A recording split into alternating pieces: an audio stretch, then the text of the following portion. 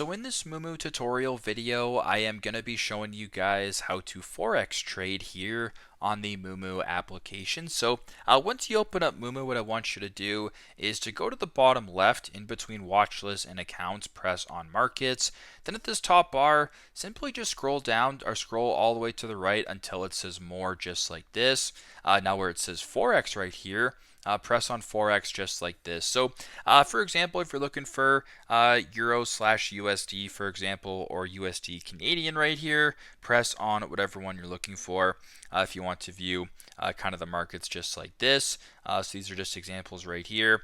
If you wanted to US index right here, whatever the case may be, you can kind of go through the steps this way and kind of view the different currencies just and how they are trading to each other. So there's not really an exact way to actually buy this, I believe, or to go through this as well, but you can set alerts and kind of view the Forex markets this way. But in regards to actually Forex trading, I don't think you can actually do this through the Moomoo application. So I hope this video helps just get you guys more educated with Forex trading through the Moomoo application. Thanks again for watching, and I hope this video helps.